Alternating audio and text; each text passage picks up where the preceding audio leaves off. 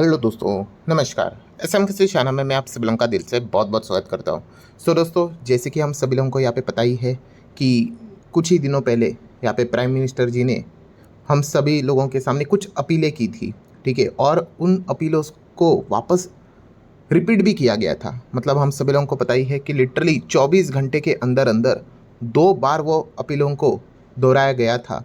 And इससे ये पता चल गया था कि बॉस आने वाले समय में कुछ ना कुछ तो इसको लेके बड़ी अनाउंसमेंट यहाँ पे होने वाली है। यस, आप सभी लोगों को पता ही होगा, जैसे कि पेट्रोल डीजल को लेकर उन्होंने बात की थी, वर्क फ्रॉम होम की उन्होंने बात की थी, देन गोल्ड सिल्वर को लेकर उन्होंने बात की थी, फॉरेन वेकेशंस हो सके तो यहाँ पे आगे शिफ्ट कर देना उसकी बात की थी, देन एडिबल ऑयल को लेकर भी कंजम्पशन की बात की थी, फर्टिलाइज़र यूसेज को लेकर बात की थी, then electric vehicle solar energy को लेकर बात की थी, vocal for local swadeshi goods, इन चीज़ों को लेकर मतलब ऐसे कुल मिला के 7-8 पॉइंट उन्होंने हमारे सामने यहाँ पे 24 घंटे के अंदर 2 बार रिपीट किए थे। और तब मैंने वीडियो बनाकर भी आपको बताया था कि रीड बिटवीन द लाइन्स, ये जो चीज़ें प्राइम मिनिस्टर जी ने यहाँ पे बोली है इसका अर्थ क्या है। ठीक है, दुनिया तो ये चीज़ों को पढ़ लेगी, जो 8 पॉइंट है वो तो कोई भी पढ़ लेगा, बट हिडन मैसेज आपको समझ में यहाँ पे आना चाहिए। और जो चीज़ मैं बार बार आपको पिछले 2 दिन से जो बता रहा था,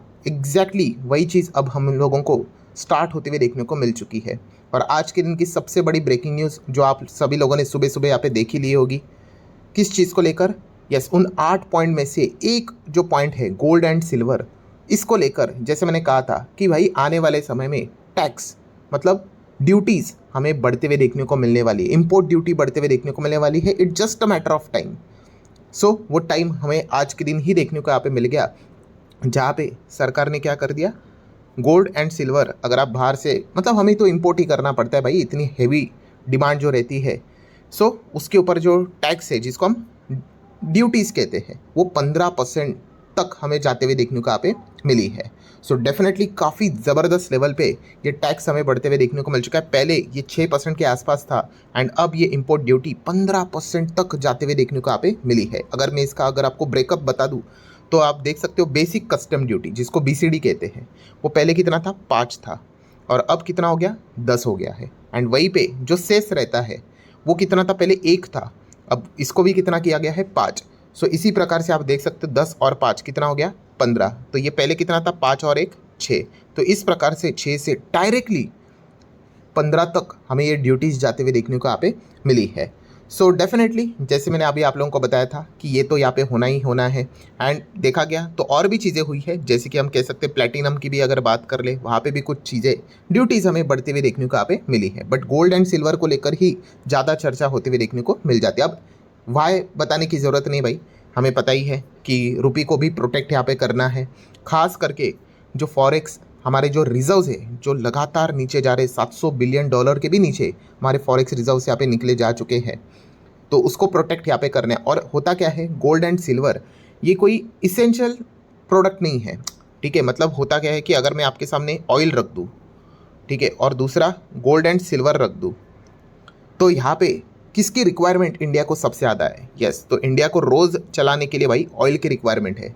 ये मैं कंपैरिजन क्यों कर रहा हूँ, क्योंकि आपको पता ही है ये जो चीज़ें हमें चाहिए होती है ये हमें बाहर से खरीदनी पड़ती है, उसके लिए डॉलर्स खर्च करने पड़ते हैं, और अब डॉलर्स की काफ़ी तंगी है हमारे पास। सो सोच समझ कर डिसीजन लेना पड़ रहा है। तो हमें तो पता ही है ऑयल तो हमारी प्रायोरिटी है, वो तो हम रोक नहीं सकते, पूरा इकोनॉमी ही ठप पड़ जाएगा।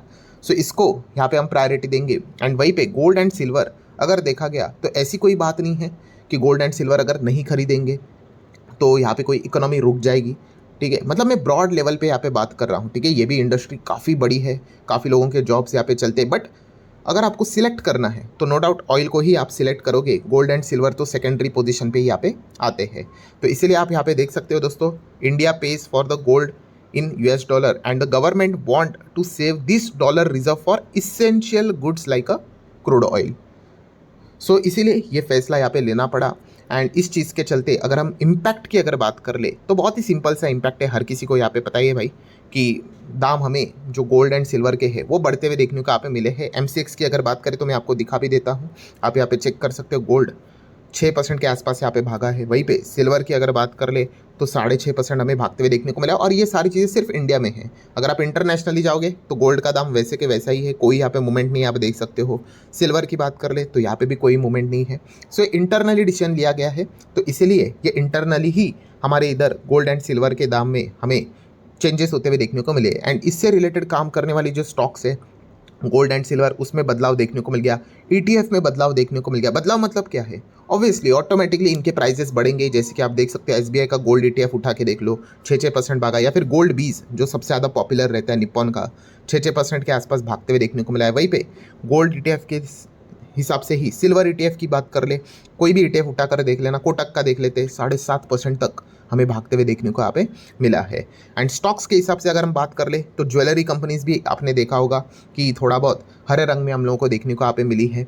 गोल्ड लोन में काम करने वाली कंपनियां, ठीक है, वो तो मतलब मुथूट की अगर बात कर ले 4.5% तक भागते हुए देखने को मिला है। मनप्पुरम की बात कर ले तो 5.5% तक हमें भागते हुए देखने को यहाँ पे मिला है।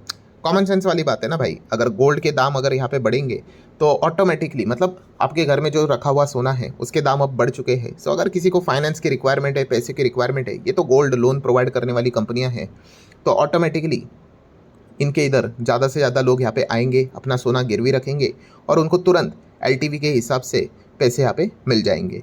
सो ये चीज़ें जैसे हम लोग को होते हुए देखने को यहाँ पे मिली है। सिमिलर वे सिल्वर की अगर बात कर ले तो वहाँ पे तो स्टॉक आपको पता ही है, हिंदुस्तान जिंक सबसे बड़ा सिल्वर से रिलेटेड काम इंडिया में यही कंपनी करती है, 4% के आसपास की तेज़ी।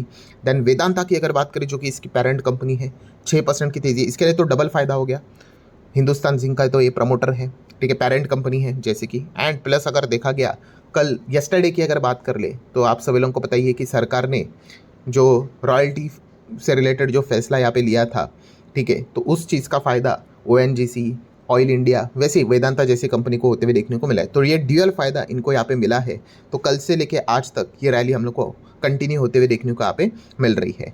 सो ठीक है दोस्तों, मतलब ये तो चीज़ यहाँ पे होनी थी, ठीक है। अब आगे क्या, ठीक है, सो ये सबसे इंपॉर्टेंट अब चीज़ है। अब आगे क्या मतलब क्या, जैसे कि अभी मैंने शुरुआत में ही आपको बताया कि भाई रीड बिटवीन द लाइन्स, कि ये चीज़ मैंने आपको पहले ही बताई थी। It just a matter of time कि आज नहीं तो कल तो ये यहाँ पे होने वाला है। तो ये हो चुका है और ये एक ही चीज़ नहीं है। अभी हमने वीडियो के शुरुआत में ही देखा, कुल मिला के क्या है 8 पॉइंट हमारे सामने हैं जहाँ पे प्राइम मिनिस्टर जी ने अपील की थी, रिक्वेस्ट यहाँ पे की थी। सो उनमें से तो चली ये point number 3 gold and silver को लेकर, तो उन्होंने अपने साइड से जितना हो सके वो फैसला ले लिया, ठीक है। ड्यूटीज़ 6 की 15 कर दी।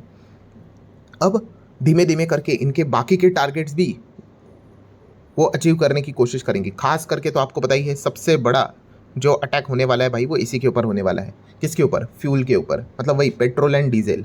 सो अगेन सेम मैं चीज़ वही बोलना चाहूँगा, it just a matter of time. Petrol diesel के दाम भी आपको भविष्य में बढ़ते हुए देखने को यहाँ पे मिलने वाले हैं, डेफिनेटली बढ़ेंगे, इसमें कोई रॉकेट साइंस की ज़रूरत है नहीं, ठीक है।